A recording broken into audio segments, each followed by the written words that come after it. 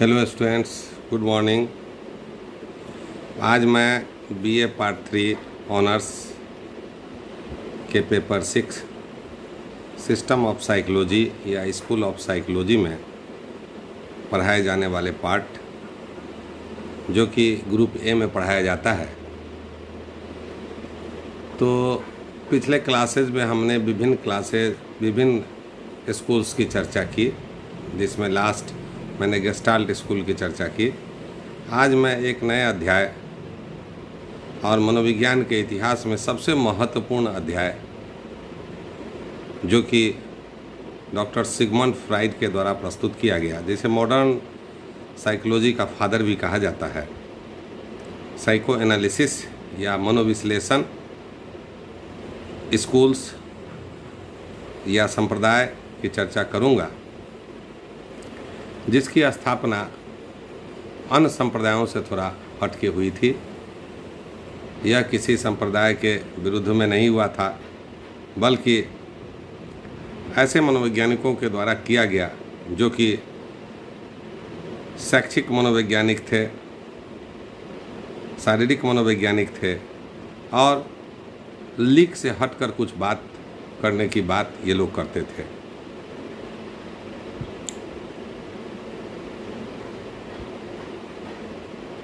इसकी स्थापना मेडिकल तथा क्लिनिकल परिप्रेक्ष्य में, नैदानी परिप्रेक्ष्य में हुई।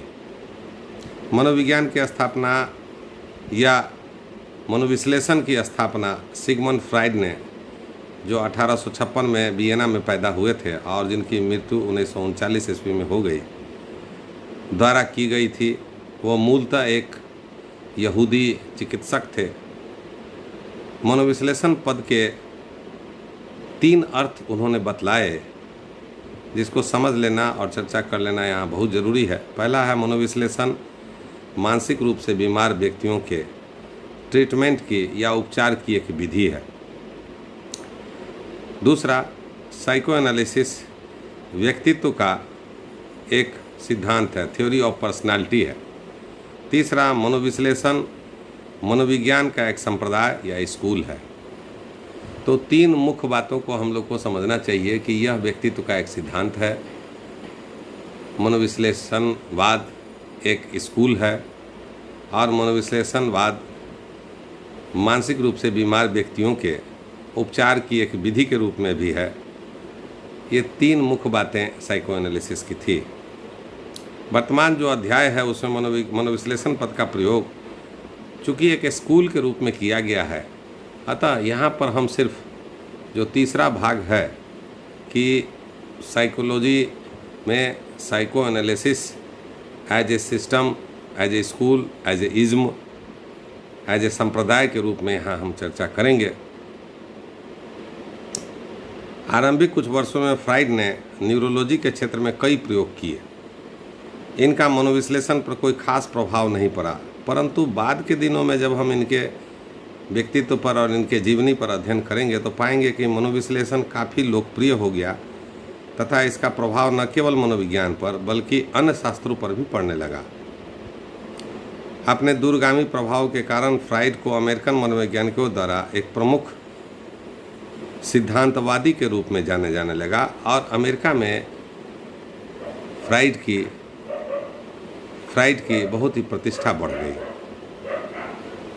अब हम देखेंगे कि जो life sketch of doctor Sigmund Freud है, सिगमंड फ्राइड की जो जीवन रेखा है वह क्या है, उनके हिस्ट्री के बारे में जानेंगे, क्योंकि मनोविश्लेषणवाद को समझने के लिए फ्राइड को समझना बहुत ज़रूरी है। तो फ्राइड का जन्म 6 मई 1856 ईस्वी को ऑस्ट्रिया के फ्रीबर्ग शहर में हुआ था। उनके पिता एक ऊन के गरीब व्यापारी थे। अम्मा उनके पिता की तीसरी पत्नी थी तथा फ्राइड अपने 7 भाई बहनों में सबसे बड़े थे। जब वो 3 साल के थे, तो फ्राइड जब 3 साल के बच्चे थे तो उनके माता पिता उसी समय में जर्मनी के लीपजिग नामक शहर आ गए, जहाँ पर कि मनोविज्ञान की प्रथम प्रयोगशाला की स्थापना मानी जाती है। और उनके 1 साल के बाद पुनः वह वियना चले गए और करीब 80 सालों तक वहाँ रहे।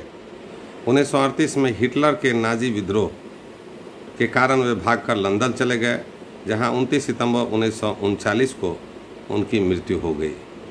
यहाँ पर भागकर चले जाने का अर्थ यह है कि हिटलर के विचार फ्राइड के विचार के ठीक विपरीत थे और फ्राइड को वो देखना नहीं चाहते थे। उनके विचारों से बहुत ही उनको हिटलर को विद्रोह था और अंतिम समय में जब कैंसर से पीड़ित होकर फ्राइड पड़े हुए थे तो उनकी नाजी सैनिकों के द्वारा बहुत प्रताड़ना की गई थी। बाद में अमेरिकन जो राजदूत थे उनके द्वारा उन्हें किसी तरह बचा के वहाँ से लंदन भेजा गया था और इस तरह जो है फ्राइड के अंतिम अवस्था में उनकी जान बच पाई थी। और जाते समय उन्हें ज़बरदस्ती दस्तखत कराया गया कि नाजी सिपाहियों के द्वारा उन्हें तंग नहीं किया गया, जबकि इसके विपरीत उनको काफ़ी कष्ट हुआ था। वियना में यहूदियों के लिए 2 पेशा अधिक पसंद किए।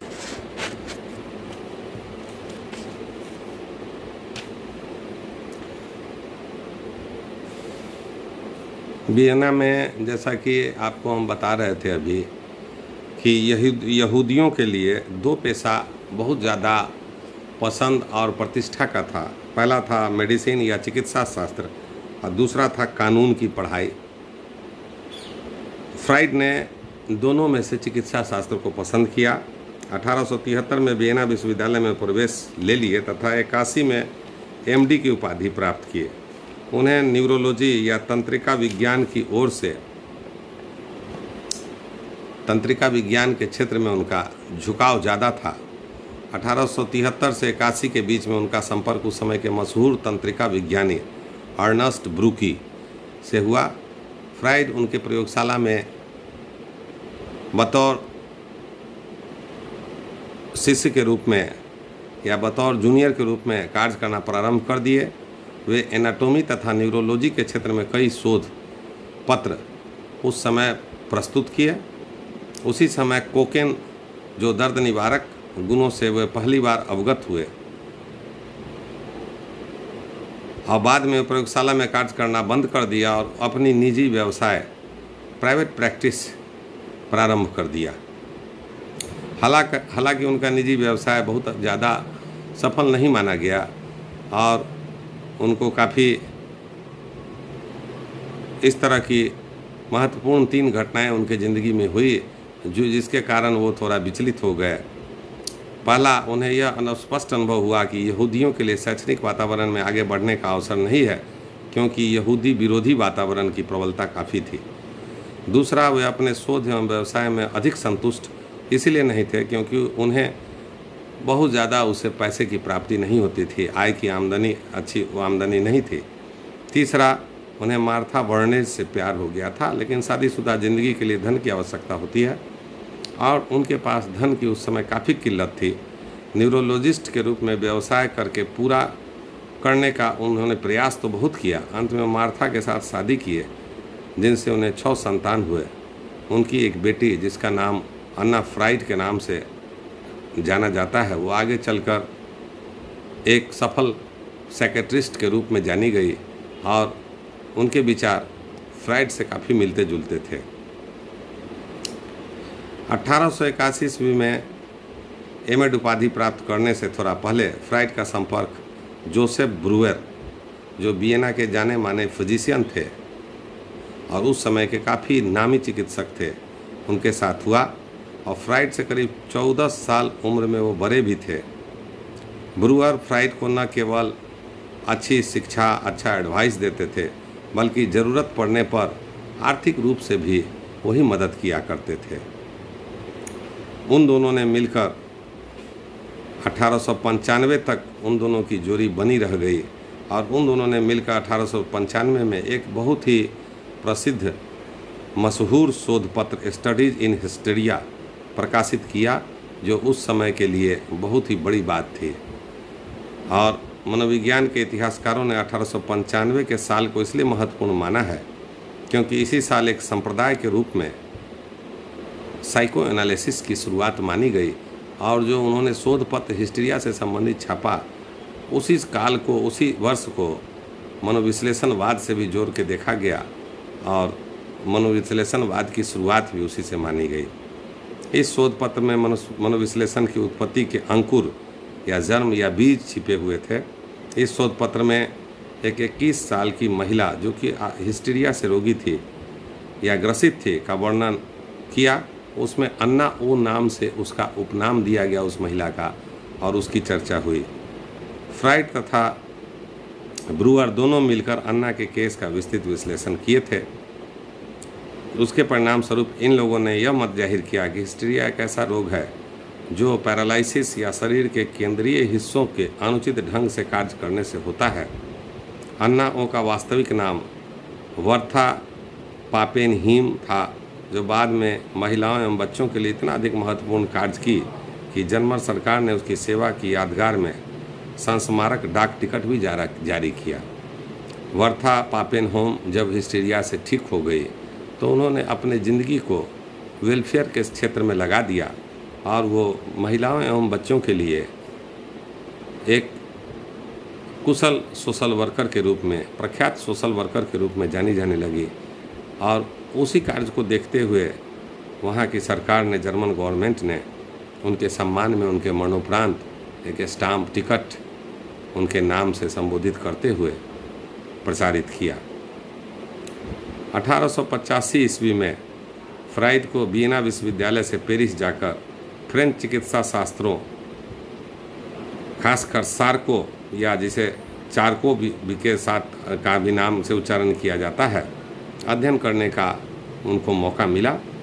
सार्को के साथ उन्होंने हिस्टीरिया के रोगी को हिप्नोसिस के आधार पर किस तरह उपचार किया जाए, इस पर उन्होंने काम करना शुरू किया।